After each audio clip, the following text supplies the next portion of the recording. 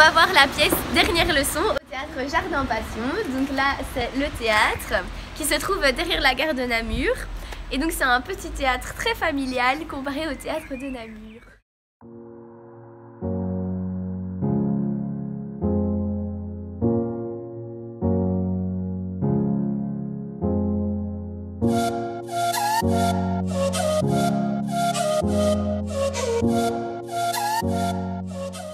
Notre pièce va parler de 5 jeunes hommes qui se sentent pris en otage par leurs institutions. Ils sont très en colère et du coup ils vont commettre l'irréparable et ils vont être arrêtés par la police. Pendant 1 heure, nous allons pouvoir assister aux interrogatoires qu'ils vont subir. On espère que ce sera drôle parce que... Nous empruntons un couloir qui sépare la salle de spectacle et le salon. Sur la scène, nous pouvons apercevoir des bancs et des chaises qui font allusion à l'école. Ce décor est assez neutre pour pouvoir laisser place à l'imagination du spectateur. Semble être l'élément le plus difficile à cadrer. Christophe Janssens, le plus lucide de la bande. Si l'un d'entre eux s'en sort, ce sera lui. Il est sans doute le seul avec lequel nous pourrons discuter. Nicolas Viretti, c'est l'élève qui a le plus haut taux d'absentéisme au sein de l'établissement. Nous doutons qu'il soit autre chose qu'un suiveur. Goran Skotchak, en décrochage total, sujet à la petite délinquance, déjà connu de nos services pour racket, vol avec violence et vol à l'étalage. Kevin Grasser, le plus fragile et le maillon faible de la bande.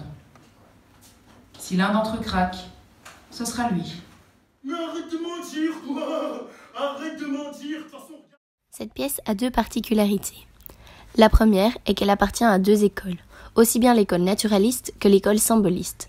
Au niveau du décor, nous sommes dans le symbolisme, mais grâce au son et à l'éclairage, nous avons vraiment l'impression d'assister aux interrogatoires, ce qui peut nous faire dire que cette pièce appartient aussi à l'école naturaliste. Une autre particularité de cette pièce est qu'elle ne contient ni acte ni scène. Néanmoins, il pourrait être représenté par le fait que l'on change la personne qui se fait interroger à chaque fois et que entre chaque interrogatoire, il y a un flashback. Ou quand ta 6e grand-mère est décédée, au départ c'est Gix qui a ouvert le bâtiment. Non, moi je vous crois pas, C'est pas possible, merde, c'est pas possible. C'est pour du vrai, on a vraiment fait ça. Mais n'importe quoi! Dans cette partie de la pièce, la metteuse en scène nous fait bien comprendre qu'il s'agit bien de 5 interrogatoires différents en nous faisant part d'un jeu de lumière. À chaque fois qu'une lumière s'éteint, c'est qu'un interrogatoire c'est terminé. Ouais, d'accord, c'est joli, mais tu vas payer alors. Sur ma vie, il faut que quelqu'un paye, et maintenant, là, maintenant!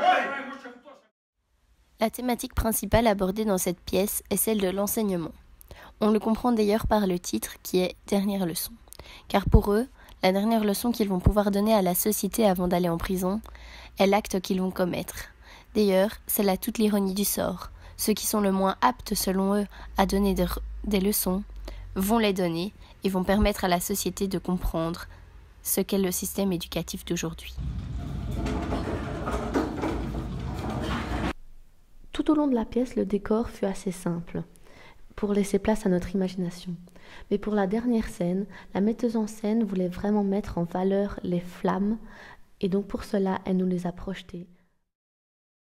Personnellement, j'ai adoré le spectacle. En étant prof, ça m'a bouleversée parce que c'est des réalités qu'on rencontre tout le temps sur le terrain et qu'on se rend compte aussi que le prof a une place très très importante pour les élèves. Comment vous avez fait pour mettre toute cette pièce en scène, pour faire en sorte que les messages que vous vouliez faire passer passent clairement et sans que ça choque le public et que ça devienne trop choquant? Alors, la mise en scène, en fait, vous la voyez là. Du coup, comme ça, il y a donc 5 chaises qui sont des vraies chaises d'école. Il y a encore des chewing-gums collés dessous. Il y a 5 tables et un banc qui sont des tables et des bancs qu'on a conçus nous-mêmes. Donc c'est une scénographie qui est hyper épurée. Il n'y a quasiment rien. Il y a le strict minimum juste pour permettre aux comédiens de pouvoir créer, de pouvoir s'installer à un espace et que l'espace, il y ait le matériel pour que ce soit un minimum crédible. Les espaces, c'est quoi? C'est des salles d'interrogatoire à la police, une table, une chaise, chacun sa table, chacun sa chaise. un square, donc un banc, et puis après la salle de classe, où là on réagence les tables autrement, et table et chaise, une salle de classe. Donc on joue beaucoup sur l'imaginaire du spectateur.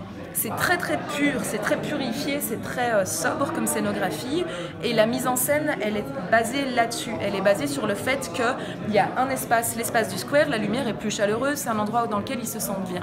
Il y a les projections vidéo qui servent à aiguiller le spectateur. Aiguillé pour la temporalité et aiguillé pour dire ah ok c'est un square, d'accord. Même les bandes son aussi, il y avait des petits oiseaux et puis des petits bruits de feuillage pour qu'on se dise ah d'accord on y est. On joue sur l'imaginaire parce qu'en vrai il n'y avait rien, il y avait juste un banc et il y avait les 5 comédiens qui jouaient quoi. Pour moi ce qui a été important c'était de mettre en valeur le jeu des comédiens, de mettre en valeur le texte, de mettre en valeur l'humain parce que c'est ça notre thématique, c'est ça le message de fond qu'on veut faire passer, c'est ça, c'est revenir aux valeurs humaines. Et donc, en fait, tout ça est juste là pour les mettre en valeur et pour leur permettre d'avoir des moteurs de jeu qui sont simples et suffisants. Mais qu'est-ce qui a été difficile pour vous dans cette pièce pour jouer ce rôle d'enfant totalement déscolarisé et perdu face à... Moi, là où j'ai eu vraiment le plus de mal, c'est sur le côté violent du personnage, parce que je suis quelqu'un de très gentil et de très doux dans la vie. Alors trouver quelqu'un qui a une telle violence, qui arrive, qui est juste méchant, qui a beaucoup de colère plutôt en lui, plutôt beaucoup de violence, et qui est un peu bête, c'est là-dessus que moi j'ai eu le plus de mal à travailler, parce que ça a été vraiment de la composition de personnage. C'est même Marwan qui m'a un peu, qui m'a briefé, qui m'a expliqué un peu les postures, comment se tenir, parce que moi c'est quelque chose qui m'était complètement étranger, donc c'est là-dessus que j'ai eu le plus de mal. Pour le décrochage scolaire et tout, c'était pas plus compliqué que ça, mais vraiment là où j'ai eu du mal c'est la violence.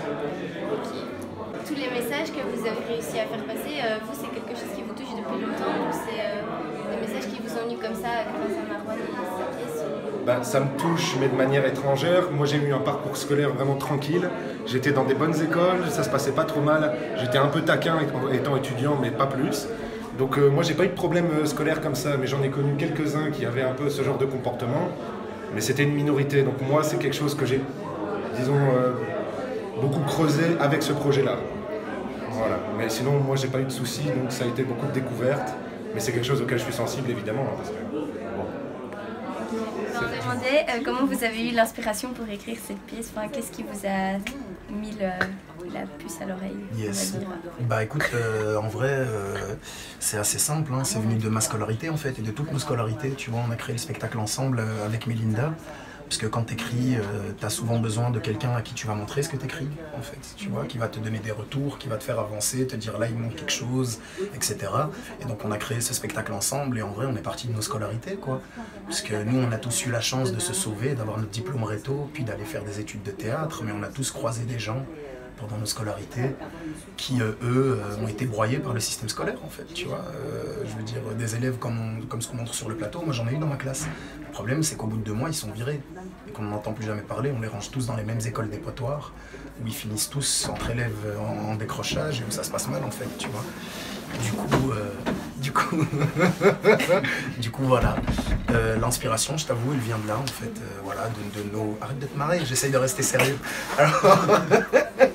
Du coup, voilà, de nos scolarités, de nos vies, tu vois. Voilà, on a tous dans nos familles des gens ou des amis qui en fait, se sont mal... Non, vas-y, viens, vas-y. Souris. Voilà, comme ça on aura posé. Alors, ben voilà, en gros c'est ça, j'ai terminé ma réponse, voilà, ça vient de nos vies, de nos scolarités, des gens qu'on a rencontrés.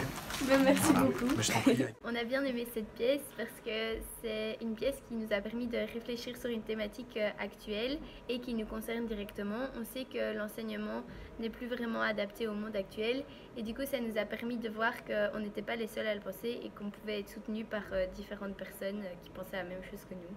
Bien qu'on pense la même chose, on trouve que leur action a été exagérée et que nous, personnellement, on ne ferait jamais une chose pareille. Mais ce qui était chouette, c'était la pièce et après la pièce, on a pu discuter pendant une demi-heure, voire 1 heure avec les acteurs, la metteuse en scène et on a pu vraiment avoir comment est-ce que toute cette pièce s'est mise en œuvre. Donc ce qui était chouette aussi dans cette pièce, c'est qu'on a pu voir tout ce qu'on a vu en classe, on a pu le voir en vrai. Donc la méthode de Stanislavski pour les acteurs et leurs jeux, l'école symboliste, l'école naturaliste, tout ça, on a pu le voir et du coup vraiment c'était hyper passionnant.